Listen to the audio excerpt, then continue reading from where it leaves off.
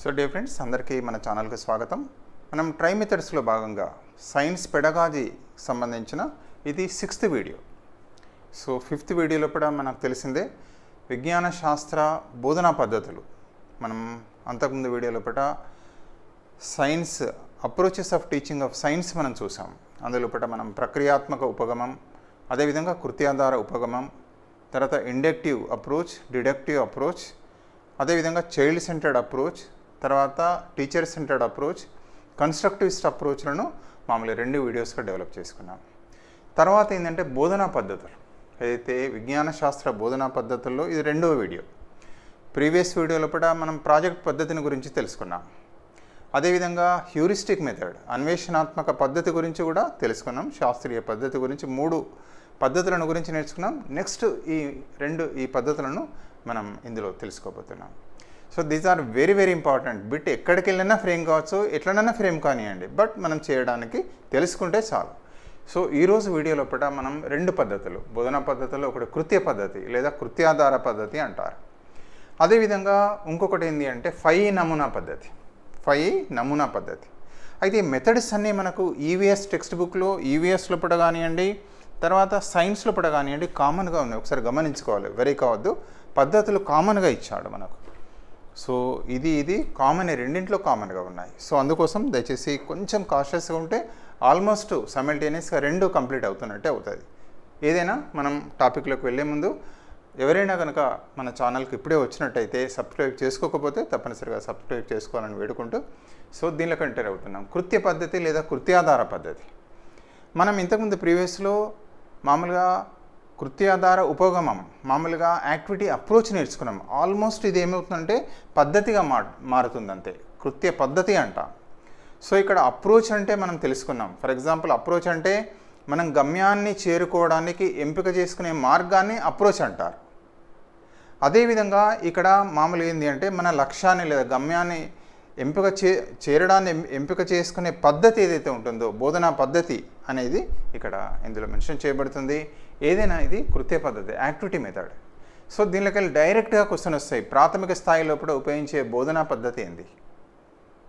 ప్రాథమిక స్థాయిలో ఉపయోగించే బోధనా పద్ధతి ఏంటంటే కృత్య పద్ధతి లేదా కృత్యాధార పద్ధతి, యాక్టివిటీ మెథడ్ ప్రైమరీ స్కూల్లో. ఎందుకంటే మనం ఎడ్జిటీగా ప్రైమరీ స్కూల్లో పనిచేస్తున్నాం కాబట్టి తప్పనిసరిగా మనకు తెలిసి ఉండాలి. అదేవిధంగా ఇందులో కూడా యాక్టివిటీ ఎందుకు అనేది ఇందులో చూస్తాం. అదేవిధంగా మంచి కృత్య లక్షణాలు, characteristic of a good activity ఎన్నకెళ్ళిన బిట్ ఫ్రేమ్ చేయొచ్చు. అదేవిధంగా మనకు ఇది ఉమ్మడి ఆంధ్రప్రదేశ్లో రూపొందించారు. ఇది అభ్యసన సూత్రాలను అనొచ్చు, లేదా పాతకాలంలో ఇప్పుడు ఏమంటారంటే ఎపిప్ అభ్యసన సూత్రాలు తెలిసి ఉండాలి మనకు. అంటే ఉమ్మడి ఆంధ్రప్రదేశ్లో ఉన్నప్పుడు ఎపిప్ ప్రాజెక్ట్ అనేది వచ్చింది మన లోపల, Andhra Pradesh primary education project. So దానిలోనే ఇవి డెవలప్ చేయబడ్డాయి అభ్యసన సూత్రాలు, ఎపిప్ అభ్యసన సూత్రాలు లేదా అభ్యసన సూత్రాలు అంటారు. ఇళ్ళకి వెళ్ళని అడుగుతున్నాడు, 6 వెళ్ళి. సో రకరకాల యాక్టివిటీస్ ఉంటాయి, ఈ యాక్టివిటీస్లోకి వెళ్ళిన బిట్ ఫ్రేమ్ అవుతుంది. అదేవిధంగా 5 నమూనా పద్ధతి గురించి మళ్ళీ ఇక్కడ సోపానాలు తెలుసుకుంటాం. అదేవిధంగా బహుళ తరగతి బోధన అంటే ఏందో కూడా మనం తెలుసుకుంటాం. సో ఖచ్చితంగా ఇళ్ళకెళ్ళి ఒక బిట్ వచ్చే అవకాశం ఉంది. ఇవి ఏ మెథడ్లో అయినా అవకాశం ఉంటుంది. ఈ 3 పద్ధతులు ఇవి ఈ టాపిక్లో ఈ వీడియోలో నేర్చుకునేది సైన్స్లో పనికి వస్తుంది, సోషల్లో పనికి వస్తుంది, మ్యాథ్స్లో పనికి వస్తుంది, తెలుగులో పనికి వస్తుంది, ఇంగ్లీష్లో పనికి వస్తుంది. అన్నిట్లా ఇవి మెథడ్స్ ఉన్నాయి. దయచేసి ఒకసారి చూడండి. ఓకే, సో ఫస్ట్ కృత్య పద్ధతి అనేది తీసుకున్నట్టయితే అసలు కృత్యం అంటే ఏంటి, యాక్టివిటీ అంటే ఏంటిది అనేది కొంచెం ఐడియా తీసుకోవాలి. పిల్లల చేత యాక్టివిటీస్ తీసుకుంటాం మనం. అంటే పిల్లలు యాక్టివిటీలో పాల్గొనడానికి చాలా ఉత్సాహంగా చూపెడతారు. యాక్టివిటీ మెథడ్లో చెప్పాలి, లెక్చర్ మెథడ్లో కుదరదు. లెక్చర్ మెథడ్ కానీ లెక్చర్ కమ్ డిమాన్స్ట్రేషన్ మెథడ్లో కుదరదు మనకు. ఫర్ ఎగ్జాంపుల్ ఒక ఉదాహరణ ఇస్తా. మొక్కల గురించి పాఠ్యాంశం చెప్పాలి మనకు. మొక్క భాగాల గురించి పాఠ్యాంశం పిల్లలకి చెప్పాలి.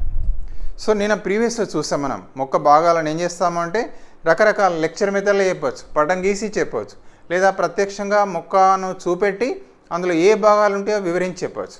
వేరు, కాండం, పత్రాలని. ఇదంతా ఏంది అంటే ఉపాధ్యాయ కేంద్రీకృత విధానం. కానీ చైల్డ్ సెంటర్డ్ ఎడ్యుకేషన్ ఎప్పుడైతే మనం అప్రోచెస్ను కన్వర్ట్ చేసుకున్నామో శిశువే చేయాలి ఇదే అంశాన్ని 3 మాటలే. ప్రైమరీ లెవెల్లో మొక్కలలో ఏ భాగాలు ఉంటాయో తెలుసుకోవాలి, పిల్లడు స్వయంగా తెలుసుకోవాలి. అందుకే ఏం చేస్తాం, పిల్లల్ని గ్రూపులుగా చేసి క్షేత్ర పర్యటనకు తీసుకెళ్తాం. వివిధ రకాల మొక్కలను, ఒక 2-3 రకాల మొక్కలను సేకరించుకురమ్మంట, చిన్న మొక్కలను సేకరించుకురమ్మంట. సో పిల్లల్ని గ్రూప్లో పరిశీలించేస్తాం, ఇండివిజువల్గా పరిశీలించమంటాం. పరిశీలించి పటం గీయమంటాం, ఏ భాగాలు ఉంటాయో గుర్తించమంటాం. తర్వాత మళ్ళీ గ్రూపులో కూడా డిస్కస్ చేయమంటాం. దాన్ని గ్రూప్ యాక్టివిటీలో కూడా మీరు తెలిసినవి ఇంకోళ్ళకి చెప్పండి, ఇంకోళ్ళకి తెలిసినప్పుడు మీరు కూడా వివరించండి. మళ్ళీ ఆ గ్రూప్ పిల్లలు ఏం చేస్తారంటే ప్రెజెంటేషన్ చేస్తారు. మీరు ఏం తెలుసుకున్నారు, మొక్కలు ఏ భాగాలు ఉంటే ఒక గ్రూప్ వాళ్ళు వస్తారు, రెండో గ్రూప్ వాళ్ళు వస్తారు, మూడో గ్రూప్ వాళ్ళు వస్తారు, చెప్తారు. సో ఈ విధంగా యాక్టివిటీ మెథడ్ అనేది చాలా చాలా చైల్డ్ సెంటర్లో ఒక ముఖ్యమైన పద్ధతి. కృత్యాధార పద్ధతి, కృత్య పద్ధతి ముఖ్యంగా ప్రైమరీలో ఉపయోగించే బోధనా పద్ధతి.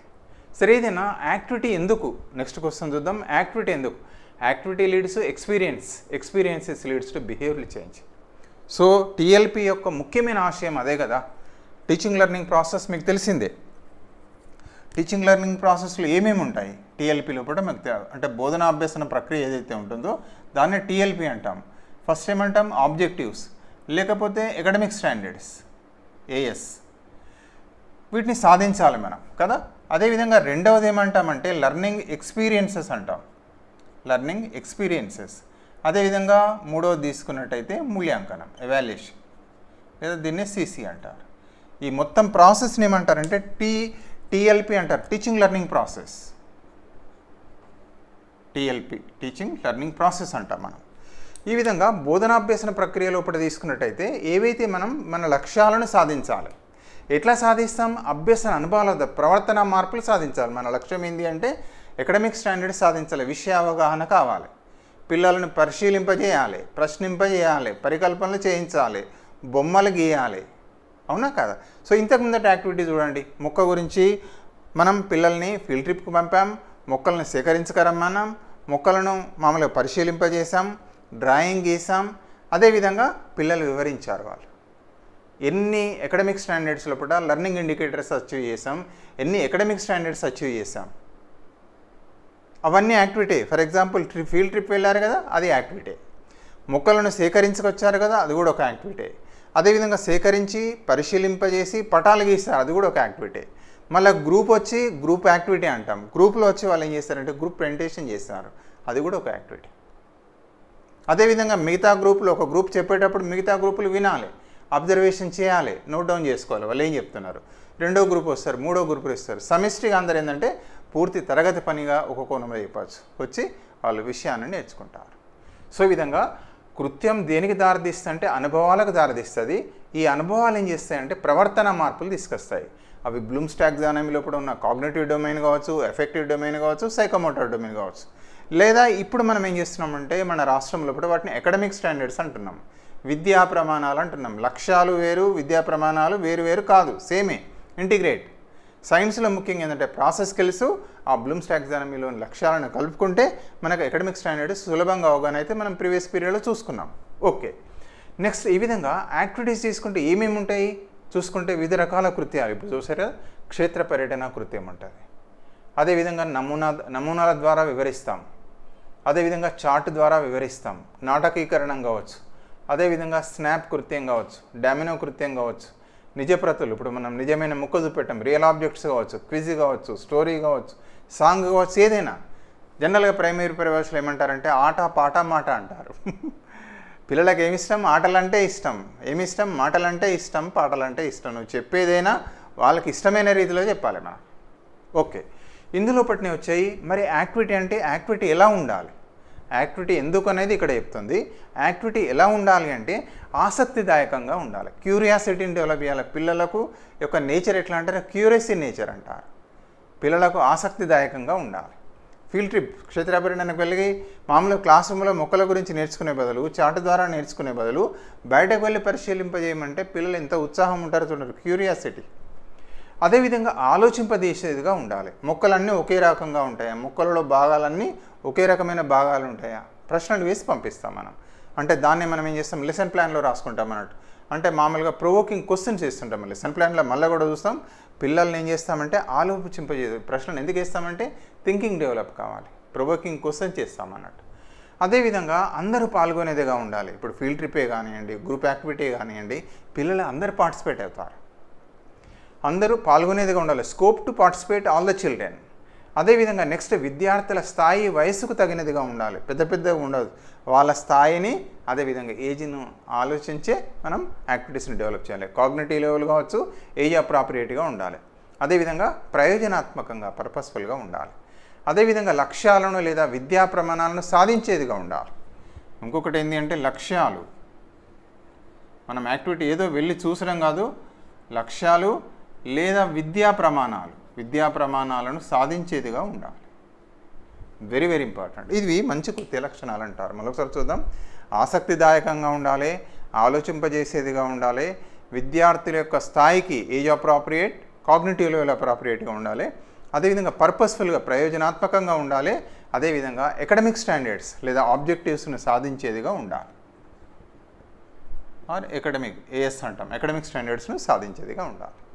ఇక నెక్స్ట్ తీసుకున్నట్టయితే దీనికి ప్రాణం అభ్యసన సూత్రాలు. అందులో ప్రైమరీ లెవెల్లో ఉపాధ్యాయులుగా పాటించిన అభ్యసన సూత్రాలు ఏంటి ఈ పిల్లలకు అని తీసుకుంటే, ఒకటి అభ్యసన ప్రక్రియలను కల్పించడం, రెండవది క్రియలు, అన్వేషణ, ప్రయోగాల ద్వారా అభ్యసనాన్ని పెంపొందించడం, 3 వ్యక్తిగత, జట్టు, పూర్తి తరగతి పనిని కల్పించడం, 4 వైయక్తిక భేదాలకు అనుగుణంగా అభ్యసనాన్ని కలిగించడం, 5 స్థానిక పరిసరాలను వినియోగించుకోవడం, 6 విద్యార్థుల పనిని ప్రదర్శించి ఆసక్తికరమైన తరగతి గదిని రూపొందించడం. ఇంగ్లీష్లో కూడా చూద్దాం. ఫస్ట్ ఏంటి అంటే చూడండి, ప్రొవైడింగ్ లెర్నింగ్ యాక్టివిటీస్. ఫస్ట్ది ప్రొవైడింగ్ లెర్నింగ్ యాక్టివిటీస్, అభ్యసన ప్రక్రియలను కల్పించడం. రెండవది developing learning through activities, experiments and exploration. ఇప్పుడు మనం పిల్లలు వెళ్ళారు, ఎక్కడికి, ఫీల్డ్ ట్రిప్కి వెళ్ళారు, ఎక్స్ప్లోర్ చేస్తున్నారు, ఏదంటే అది ఎక్స్ప్లోర్ చేస్తారు. Activities, experiments and exploration. Developing learning through activities, experiment and exploration. మూడవది చూడండి, providing individual, group, whole class room activities. పిల్లలను ఇండివిజువల్గా పరిశీలింపజేస్తున్నాం, గ్రూప్లో కూడా వాళ్ళ యొక్క భావాలను డిస్కస్ చేయమంటున్నాం, మొత్తం తరగతి గదిలో కూడా చేయమంటున్నాం. అది కూడా providing individual, group, whole class room activities. అదేవిధంగా దీని ఏమంటారు, వ్యక్తిగత, జట్టు, పూర్తి తరగతి పనిని కల్పించడం. Next providing learning experiences according to individual differences. వైయక్తిక భేదాలు అంటే అభిరుచులకు అనుగుణంగా చెప్పాలి. ఇది థియరీ ఆఫ్ మల్టిపుల్ ఇంటెలిజెన్స్ కూడా అంటాం. బహుళ ప్రజ్ఞలకు అనుగుణంగా వాళ్ళకి పాట అంటే ఇష్టం, పాట ద్వారా చెప్తే సులభంగా నేర్చుకుంటారు. కొందరు ఏం చేస్తారు, మోడల్స్ ద్వారా నేర్చుకుంటారు, కొందరు రియల్ ఆబ్జెక్ట్స్ ద్వారా నేర్చుకుంటారు, కొందరు నాటకీకరణం ద్వారా నేర్చుకుంటారు.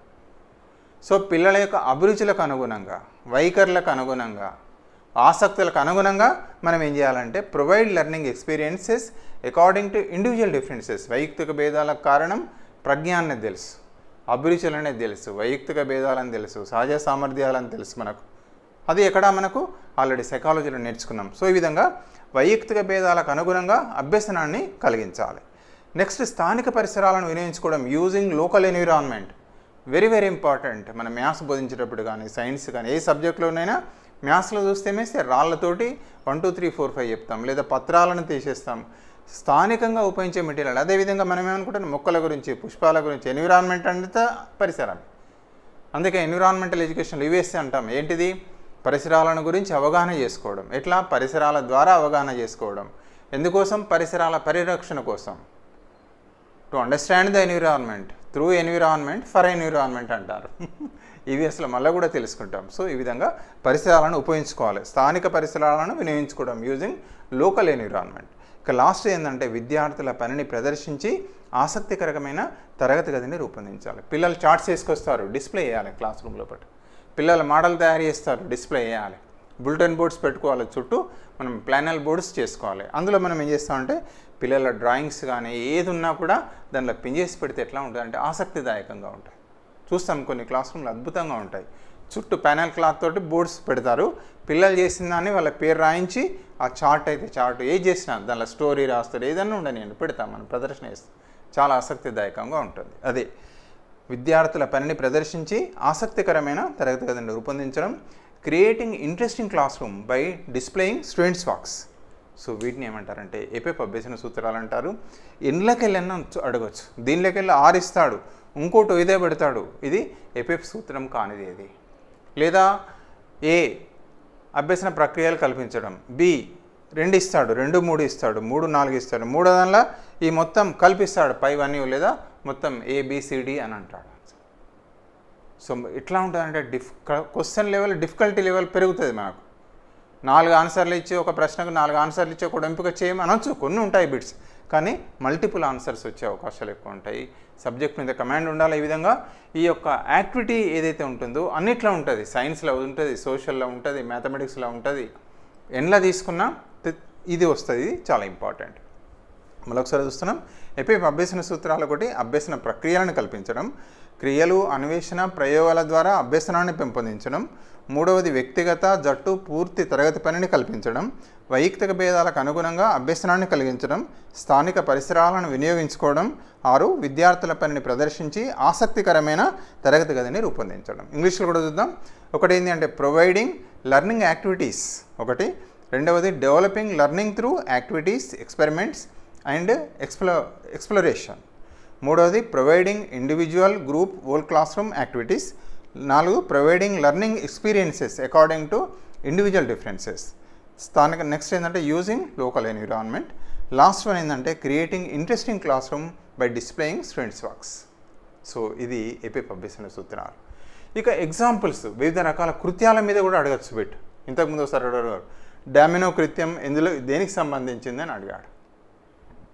సో అందులో ఇప్పుడు డామినో కృత్యం లోపల ఇంతకుముందు కూడా డిస్కస్ చేసాం. అందులో కార్డ్స్ ఉంటాయి అన్నట్టు, 2 పార్ట్స్ చేయబడి ఉంటాయి. అందులో డామినో కృత్యం లోపల మ్యాచింగ్ చేస్తారు, ఏం లేదు. ఒక దానిలో వర్డ్ ఇస్తాడు. ఫర్ ఎగ్జాంపుల్ ఇక్కడ రూట్ అని చెప్తాం మనం, రూట్ ఎగ్జాంపుల్. సో ఇక్కడ మామూలుగా ఎట్లుంటుంది అంటే రూట్ అంటే ఇక్కడ డిస్ప్లే ఉంటుంది అంతే, ఏం లేదు. ఇక్కడ రూట్ లాగా పెడతాడు. అదేవిధంగా స్టెమ్ అని ఇస్తాడు. So stem. అదేవిధంగా ఇంకొక దగ్గర ఎట్లుంటుందంటే లీఫ్ ఎగ్జాంపుల్. కలపాలి, మ్యాచ్ చేయాలి. అవి ఇచ్చేసి వాటిని మ్యాచ్ చేయాలి. వాటిని డామినో కార్డ్స్ అంటారు. స్నాప్ కృత్యం అంటారు అన్నట్టు. ట్రాఫిక్ లైట్లో చెప్తారు. సో రెడ్ లైట్ వస్తుంది. రెడ్ లైట్ అంటే మామూలుగా కార్డ్ ఉంటుంది, రెడ్ ఉంటుంది. రెడ్ లైట్ అని అంటే వీళ్ళు స్టాప్ అనాలి. రెడ్ లైట్ అనే వచ్చేటప్పుడు ట్రాఫిక్ లైట్స్ నాటకీకరణం చేస్తారు పిల్లలు. అక్కడ చివరొస్తాలాగా వేస్తాం. రెడ్ లైట్ ఉన్నప్పుడు ఈయన వచ్చి స్టాప్ చేస్తాడు. స్నాప్ అంటారు అక్కడ. స్నాప్ ఎవరైతే నాకు రెడ్ ఉంది కదా ఇట్లా స్నాప్ అంటాం మనం. అదేవిధంగా గ్రీన్ లైట్ అంటే గ్రీన్ వాళ్ళు స్నాప్ అంటారు. అదొక ఆట, స్నాప్ కృత్యం అంటారు. సో ఈ విధంగా నాటకీకరణము చార్ట్ ద్వారా ఇవన్నీ కూడా రకరకాలు ఉన్నాయి. సో దయచేసి తప్పనిసరి ఒకసారి చూడాలి మీరు. నెక్స్ట్ తీసుకుంటే వెరీ వెరీ ఇంపార్టెంట్ 5 నమూనా పద్ధతి. అంటే ఇది వెరీ వెరీ ఇంపార్టెంట్ లేటెస్ట్ పద్ధతి, కన్స్ట్రక్టివిస్ట్ అప్రోచ్. కన్స్ట్రక్టివిస్ట్ అప్రోచ్ లోపల ఇది నిర్మాణాత్మక ఉపగమం. అందులో చూసుకున్నాం కన్స్ట్రక్టివిస్ట్ అప్రోచ్. అంటే దీనికి బేసిక్ ప్రాణం ఏంటంటే ఎన్సిఎఫ్ 2005. ఎన్సిఎఫ్ 2005 మనకి ఏం చెప్పిందంటే 5 నమూనా. ఒకసారి చూడండి, నెక్స్ట్ మెథడ్కి వెళ్ళిపోతున్నాం. 5 నమూనా పద్ధతి అంటాం, 5 లెర్నింగ్ మోడల్. దీనికి బేస్ ఎవరు అంటే ఎన్సిఎఫ్ 2005. వాళ్ళు ఏంటంటే జ్ఞాన నిర్మాణం, నాలెడ్జ్ కన్స్ట్రక్షన్ అని చెప్పడం జరిగింది. జ్ఞానాన్ని నిర్మించుకోవాలి బిడ్డలు. సమాచారాన్ని ఉపాధ్యాయుడు అందించడం కాదు, బిడ్డనే నేర్చుకోవాలి. ఫర్ ఎగ్జాంపుల్ ఒక వ్యక్తికి రోజు ఒక చేపనిస్తే మంచిదా, చేపలు పెట్టడానికి నేర్పితే మంచిదా? రోజు ఒక చేపనిస్తే మళ్ళీ ఎప్పటికీ ఉంటుంది. ఆ చేపలు పట్టడమే నేర్పితే ఆయన సొంతంగా బ్రతుకుతాడు, ఇంకో నలుగురు నేర్పుతాడు. సేమ్ అదే ప్రిన్సిపల్ ఇక్కడ. జ్ఞాన నిర్మాణం అంటే బిడ్డకు తనకు తానే జ్ఞానాన్ని నిర్మించుకోవాలి, అనుభవాల ద్వారా చేసుకోవాలి. అందుకే డోంట్ టీచ్ సైన్స్ అంటారు. Please teach science how to learn science. Please teach how to learn science.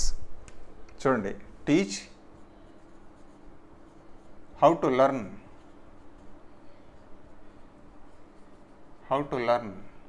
ఎలా నేర్చుకోవాలో నేర్పించండి. అది సైన్స్ కానీ సోషల్ కానీ ఏదైనా కానీ. How to learn science. ఇక్కడ ఏదైనా సబ్జెక్ట్ పెడతానా మేడం, ఏ సబ్జెక్ట్ అయినా పర్వాలేదు.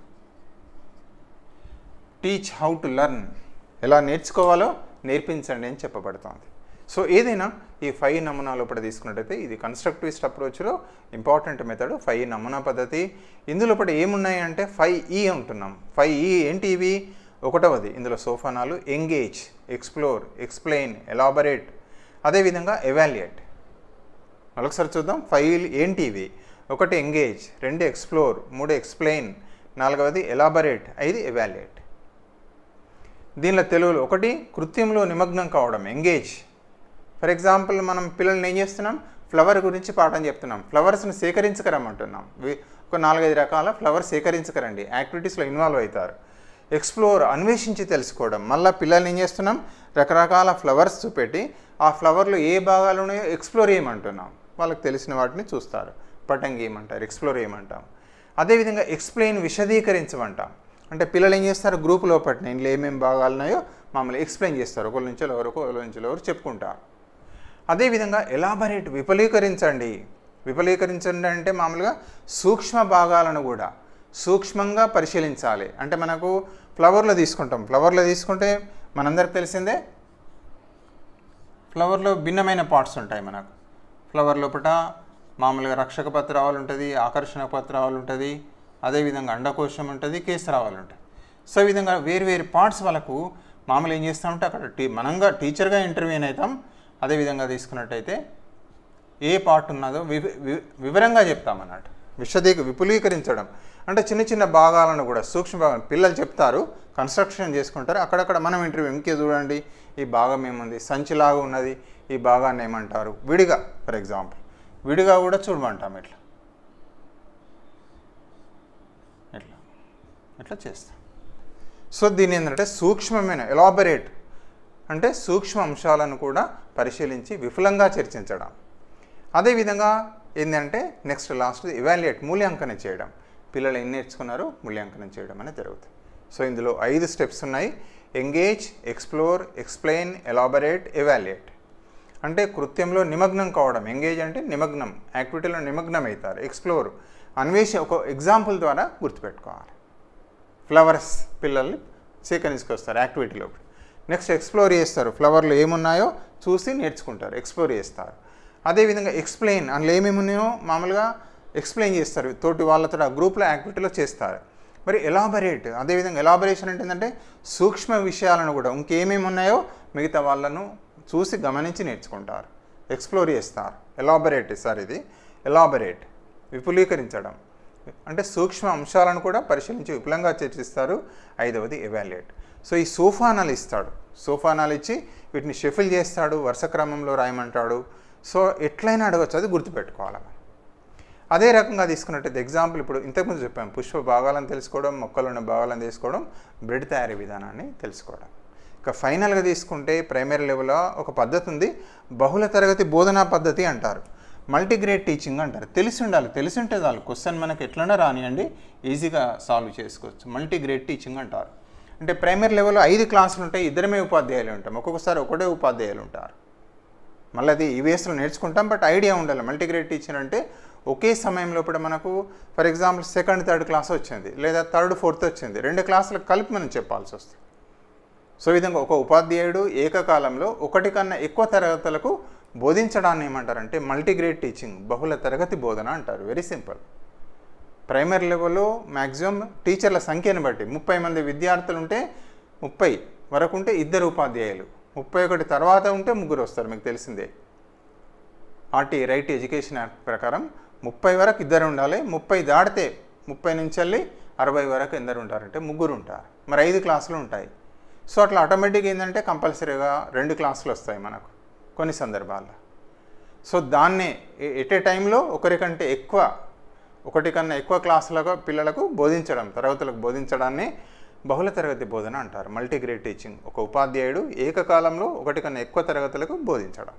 దీని గురించి వివరంగా మళ్ళీ వీడియోస్లో నేర్చుకుందాం. So thank you for watching this video. Kindly subscribe for our channel. ఈ వీడియో నచ్చినట్టయితే మీ ఫ్రెండ్స్ కూడా షేర్ చేయండి. ఇందులో మనం నేర్చుకున్నది కృత్య పద్ధతి, కృత్యం అంటే ఏందో నేర్చుకున్నాం, మంచి కృత్య లక్షణాల గురించి తెలుసుకున్నాం, ఏపీఎఫ్ అభ్యసన సూత్రాల గురించి నేర్చుకున్నాం, వివిధ రకాల కృత్యాలు ఏందో తెలుసుకున్నాం. అదేవిధంగా 5 నమూనా very important, NCF constructivist approach లోపల జ్ఞాన నిర్మాణం గురించి మాట్లాడింది, నాలెడ్జ్ కన్స్ట్రక్షన్ గురించే వెరీ వెరీ ఇంపార్టెంట్. ఇప్పుడు మన దగ్గర ఉన్న పాఠ్య పుస్తకాలన్నీ కూడా ఎన్సీఎఫ్ 2005 ఆధారంగానే కన్స్ట్రక్టివిస్ట్ అప్రోచ్ లోపలనే మనం రూపొందించుకోవడం అనేది జరిగింది. అందులో వెరీ వెరీ ఇంపార్టెంట్ మెథడ్ ఏంటంటే 5 నమూనా పద్ధతి అంటారు. అందులో ఏమొస్తాయంటే సోపానాలు, ఒకటి engage, explore, explain, elaborate, evaluate. So దయచేసి మనకు క్వశ్చన్ పేపర్ బైలింగ్వల్లో ఉంటుంది, ఎట్లా గుర్తుపెట్టుకున్నా పర్వాలేదు. ఓకే, తర్వాత ఇక్కడ చూసాం బహుళ తరగతి బోధన అంటే ఏందో కూడా తెలుసుకున్నాం. వన్స్ అగైన్ థ్యాంక్ యూ అండి, థ్యాంక్ యూ వెరీ మచ్. మరో టాపిక్లో మళ్ళీ కలుసుకుందాం.